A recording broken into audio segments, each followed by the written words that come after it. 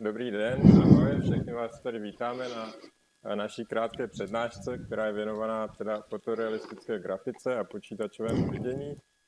Většina z vás sem dnes dorazila, abyste se podívali na to, co se u nás dá studovat.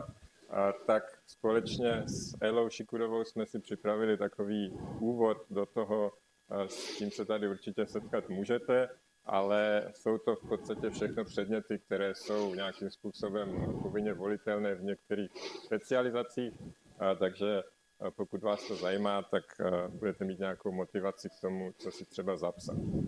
Konkrétně, pokud vás ta grafika nebo vidění zajímá, tak na Matfizu máme skupinu počítačové grafiky, anglicky CGG jako Computer Graphics Group, a tam společně s kolegy provádíme výuku a výzkum na nejrůznější grafická témata. Ela Šikudová, která stojí vedle mě, tak ta se zabývá počítačovým viděním, umělou inteligencí, zpracováním obrazů, rozpoznáváním objektů a dalšími podobnými tématy. A já se zabývám především fotorealistickou grafikou, respektive renderingem a také barevným 3D tiskem. A k tomu tady mám takovou krátkou ukázku. Tohle jsou vlastně objekty, které byly vytištěny na speciální 3D tiskárně. Ta 3D tiskárna tiskne z tekutých pryskyřic a je tam 5 základních barev.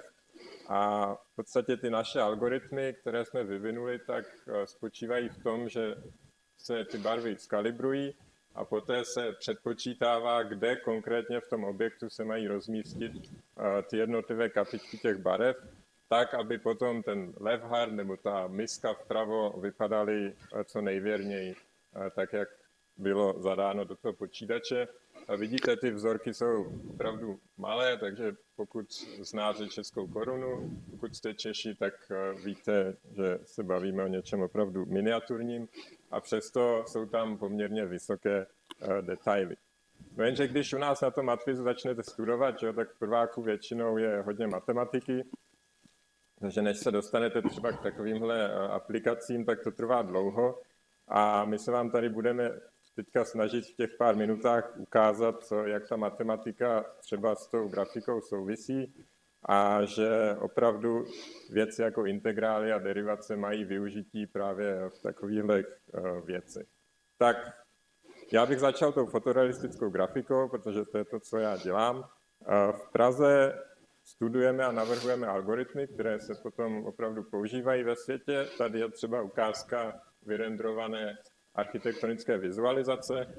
To bylo vyrendrované v softwaru Corona, který mimochodem se píše v Praze. Dneska už to vlastní Chaos Group, ale ten renderer stále vyvíjí spoustu Čechů.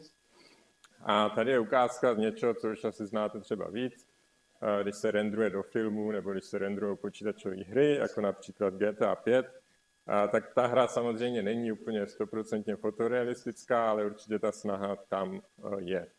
Tak to, co si musíte uvědomit, je, že když ten počítač rendruje tu hru, tak v podstatě počítá se ta aktualizace té scény snímek po snímku, takže když vy tam jezdíte těma autíčkama nebo střídíte po sobě, chodíte po té krajině, tak se musí neustále vypočítávat změna toho světa, té scény a snímek po snímku se v podstatě musí vykreslovat jeden po druhém to, co se potom zobrazí na tom monitoru.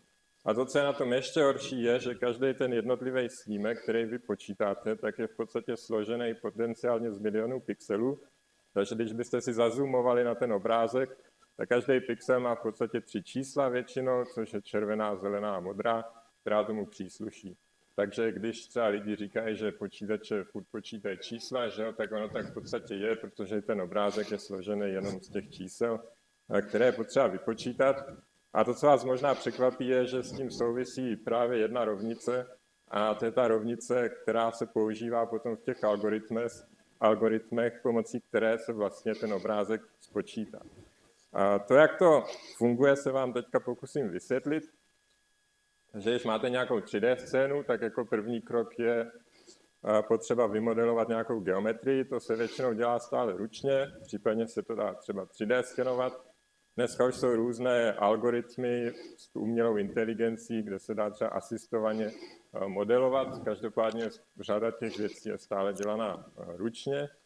V momentě, kdy vymodelujete nějakou místnost, kde tam máte nějaké okno, stůl, židle a tak podobně, tak druhý krok je přiřazení materiálu. Tak ty materiály v podstatě vám říkají, že třeba ten stůl je dřevěný, že ta stěna je bílá, pak ta vedlejší stěna je zelená. A ty materiály zase třeba definují, co to je dřevo, co to je plast, co je sklo a tak dále. A to zase se přiřazuje většinou ručně, ty materiály se dají změřit, ale často se třeba vyrábějí v podstatě na počítači umělci a vlastně sestavují ty materiály ručně, třeba podle fotek. V momentě, kdy tohle máte, tak se na tom spustí ten rendering, což je v podstatě algoritmus, který právě vypočítává tu rovnici. Takže když se na to podíváme, jak to s tím souvisí, tak každá ta scéna musí mít nějaký zdroj světla, alespoň jeden, jinak by ta scéna samozřejmě byla černá. Takže když si představíme, že někde za tím oknem je nějaké slunce, a to slunce vlastně nasvětluje tu scénu skrz to okno, tak tam máme nějaké příchozí světlo, takže to světlo přijde skrz to okno nějakým způsobem a interaguje tam s tou scénou. V tomhle případě třeba to světlo narazí do té stěny a ta stěna částečně to světlo odrazí. To si asi dovedete představit, že když máte nějaký bílý materiál, tak většinu toho světla odrazí, když máte černý materiál, tak se naopak většinu toho světla pohltí.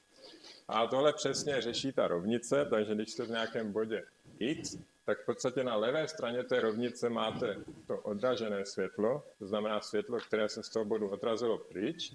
To vás zajímá proč? Protože když v té scéně máte kameru, nebo když v té scéně budete stát a budete se na ní dívat svýma očima, tak budete právě detekovat to odražené světlo.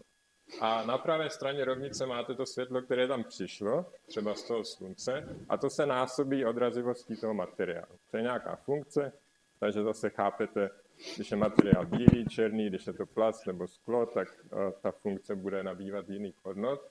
A pak je tam tady ten integrál. A ten integrál vám vlastně říká, že ty fotony nebo ta světelná energie, která přichází do toho bodu, tak může přijít z různých částí té místnosti. To světlo nemusí přijít rovnou z toho slunce, to světlo může narazit třeba do stěny, od té stěny se odrazit a takhle se to potom v té scéně může komplikovat. A tak ty integrály, to je něco, co my řešíme numericky v té grafice, ale je to něco, s čím vy jste se určitě setkali, ať už vám někdo řekl, že to integrál je nebo ne. A ve fyzice určitě znáte příklady typu, že máte nějaké auto, to auto stojí, pak se najednou rozjede, zrychluje po nějakou dobu na nějakou rychlost a pak třeba zase začne zpomalovat a vaším úkolem je vypočítat, jakou dráhu to auto vlastně urazilo. Tak jeden způsob, jak tohle řešit, je tak, že vy si vlastně vykreslíte graf v závislosti rychlosti na čase a v podstatě ta uražená vzdálenost toho auta je ta plocha pod tou křivkou. A to vy spočítat dokážete poměrně snadno, že umíte spočítat obsah jednoho trojuhelníka, pak si spočítáte ten obdélník a pak ten druhý trojuhelník. A když to všechno nasčítáte, tak zjistíte, že to auto urazilo 1 kilometr. A tohle v podstatě je integrál, je to jedna z možností, jak můžete o integrálech uvažovat, jak je můžete definovat. Je právě tak, že si představíte, že tu křivku rozdělíte na nekonečně malinkatých částí a pak je všechny posčítáte.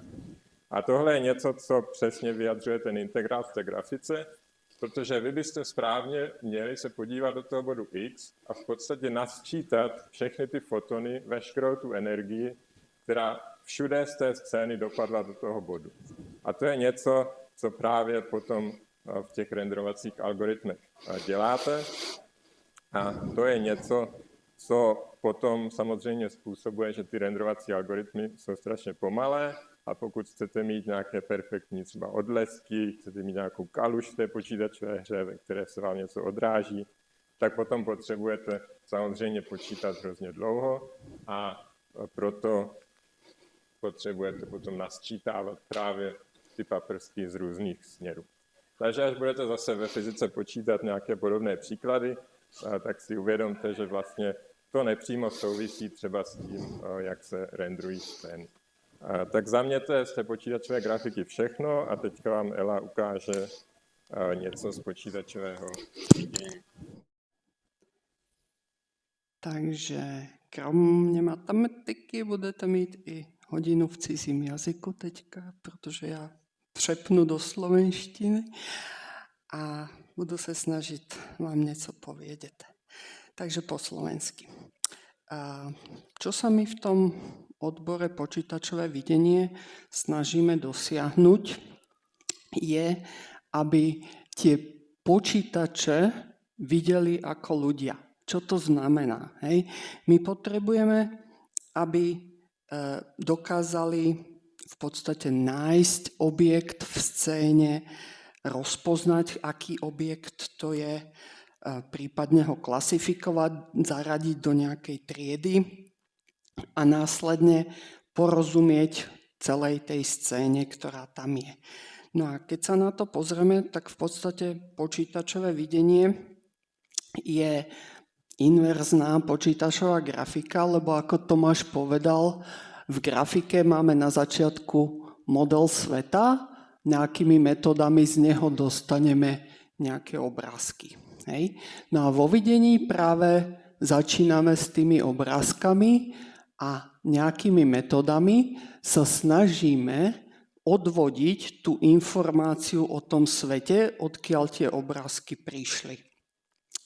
No a tam nastáva trochu problém, že to není úplne dokonale riešiteľné, pretože ten model sveta je trojrozmerný. Hej? A tým, že my prechádzame z 3 rozmerov do 2, tak strácame určitú informáciu. Hej? Takže môžete si to predstaviť napríklad tak, že rôzne objekty pri rôznom osvetlení nám môžu dať úplne rovnakú vizuálnu informáciu. Hej? A ja potom nemám na základe čoho odvodiť aj materiál toho objektu, aj osvetlenie. Hej? Takže tam je trochu problém. No a to, že počítačové videnie je naozaj zložitý problém, si môžeme ukázať na následovnom obrázku. Keby ste mali identifikovať objekty, ktoré sa nachádzajú v tomto obrázku, ktorý je teda trošku menší, tak si ho zväčšíme. A čo by ste povedali, že na tom obrázku je? Tak ako na prvý pohľad by to mohlo vyzerať ako človek, ktorý telefonuje a sedí za počítačom. Hej? Vyzerá to tak na prvý pohľad. V podstate skoro áno, ale reálna situácia je nasledovná. Hej. Tá scéna je samozrejme nahratá, aby to bolo jasné, ale tu ten človek počúva svoju botu, takže neviem, čo robí, ale tu si opeka chlebíky a keď sa mu nepáči, tak to hodí do koša. Takže vidíme, že keď nemáme dostatočnú informáciu, my môžeme niečo odvodiť na základe našej znalosti, ale nemusí to 100% zodpovedať tej realite. Hej. No ale keď máme dobrú situáciu, tak sme schopní napríklad detekovať tie objekty. Tu máme človeka, ktorý nosí brýle, drží nejaké vedro a dáva žrať tomu koňovi. No a v podstate to sú základné problémy počítačového videnia, ktoré sa snažíme riešiť. Čiže detekovať objekt, lokalizovať ho a rozpoznať. Hej. To znamená, detekcia znamená, poviem, že áno, na obrázku je kôň, lokalizácia, ten kôň je presne tu a rozpoznanie, no tak je to hatatitla, hej, proste nejaký kôň. No a keď máme identifikované obrázky, tak na základe ich vzájomného postavenia môžeme analyzovať celú tú scénu. Hej, čiže máme človeka, ktorý krmí koňa, koň je z toho vedra a podobne. Hej. Takže na to, aby sme boli schopní toto urobiť, potrebujeme nejakú matematiku za tým. Hej. A teda tu sú 3 bodky, takže to není celý výčet toho, čo potrebujete vedieť, ale aspoň základné znalosti by ste mali mať z algebry, pravdepodobnosti, nejakej analýzy, geometrie, numeriky a tak podobne. No a Tomáš mi tu už ukradol myšlienku, že keď sa pozriem na obrázok, tak čo vidím? Vidím horálku, teda ako keď sa na to pozriem filozoficky, vidím obrázok horálky, ale teda vidím horálku a ten počítač, ten vlastne vidí, teraz ja sa sem presuniem, lebo to je videjko. Trafím. Hop. Tak vlastne ten počítač vidí informácie o jednotlivých bodoch v tom obrázku. Hej? Takže vidí vlastne informáciu, koľko červenej farby, koľko zelenej, koľko modrej a aká je priehľadnosť daného bodu. Hej? Takže ten počítač má len takéto informácie a nájsť v tomto tú horálku je asi dosť zložité. Hej? Takže musíme nájsť nejaké metódy, ktoré nám to pomôžu urobiť. No a väčšina tých metód, ktoré používame, spadá do strojového učenia, čiže počítačové videnie a strojové učenie sú veľmi blízke. No a používame potom napríklad metódy, ktoré nám na základe obsahu toho obrázku, ktorý je vyjadrený pomocou nejakého vektora, čiže ja si spočítam nejaké vlastnosti v tom obrázku, vyjadrím si ich matematicky a v tom priestore týchto vektorov pre názornosť znázornených ako dvojrozmerné, tak sa snažím nájsť povedzme nejakú hranicu, ktorá mi dokáže oddeliť tie triedy tých obrázkov. Čiže mám tu povedzme dve triedy, je to portrét a krajina. A keď dokážem nájsť takýto rozhodovací vlastne algoritmus, ktorý mi to dokáže rozdeliť, tak pre ľubovoľný neznámy obraz, keď si spočítam tie isté vlastnosti, a pozriem sa, kam v tom priestore ten vektor tých vlastností padne, tak viem povedať, do ktorej triedy zaradím ten obrázok. Hej. Takže nejaký reálny príklad, budeme klasifikovať pomaranče a citróny a keďže vieme, že majú nejaké geometrické vlastnosti, sú to nejaké telesá, tak tie 3 vlastnosti môžeme spočítať. Toto som si vybrala, že to sú vlastnosti, ktoré najlepšie popisujú tvar toho objektu. Hej. Takže tam sa opäť nájde nejaká matematika za tým. No a čo spravím potom je, že vlastne nájdem si, kde v tom trojrozmernom priestore sa nachádzajú vlastnosti jednotlivých objektov a potom sa tam budem snažiť nájsť tú hranicu, ktorá tie triedy rozdeľuje. Takže tie jednotlivé vlastnosti, excentricita súvisí s tým, ako vyzerá elipsa. Elipsa má teda 2 ohniská a ten pomer vzdialenosti ohniska k tej hlavnej osi je tá excentricita. No a opäť tu mám videjko. Keď sa na to pozriem a nájdem si ho, tak vlastne toto sú tie 2 ohniská. Táto vzdialenosť je stále rovnaká a dokážem si vlastne nakresliť tú elipsu, ktorá je určená týmito ohniskami. Takže vidím, že keď to ohnisko je skoro tak ďaleko, ako je dĺžka tej osy, tak tá elipsa je taká placatá a keď si to posuniem bližšie, tak tá elipsa bude viac pripomínať kružnicu. Hej? Pričom táto vzdialenosť, tá suma týchto vzdialeností je stále konštantná. Takže to je excentricita. Tá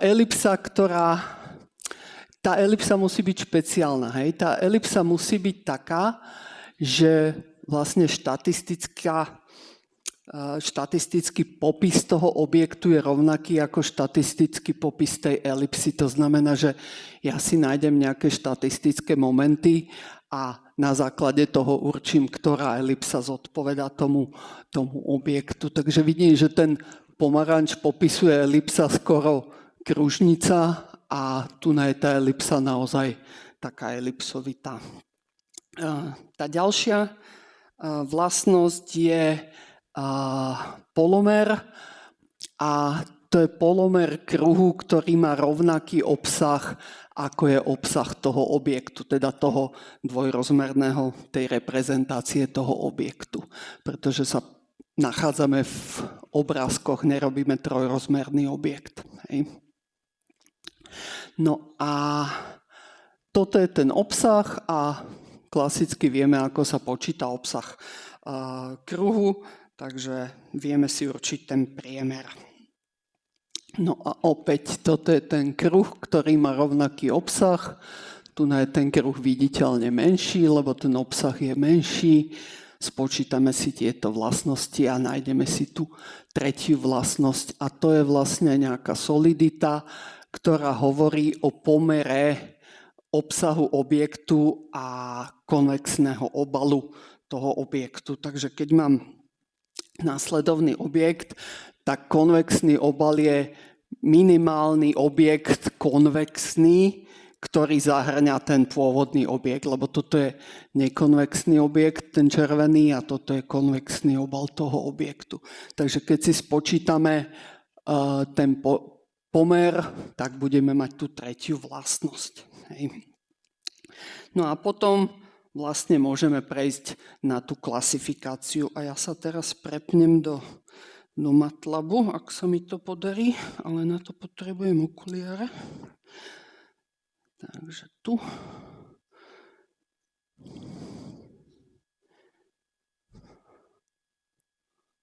A jo, to sa... Dobre. OK, tak máme. Takže toto je nejaká veľmi jednoduchá apka vyrobená v MATLABe, kde mám teda ten môj trojrozmerný priestor, mám nejakú množinu, na ktorom si zistím tie vlastnosti tých jednotlivých objektov, takže povedzme citróny, tie by boli v tom priestore tu na niekde, pomaranče budú niekde tu na, hej.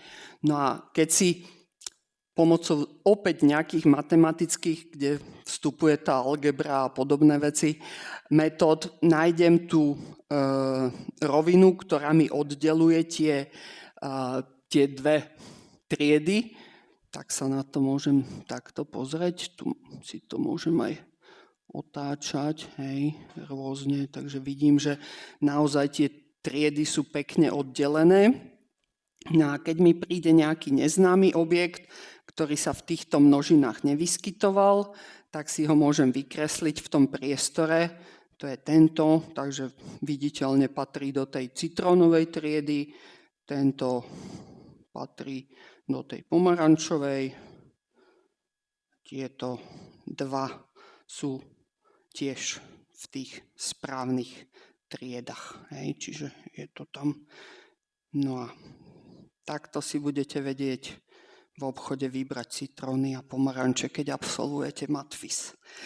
Takže vám ďakujem za pozornosť a ak budete sa chcieť dozvedieť viac o tých metodách, tak vás čakáme na našich prednáškach.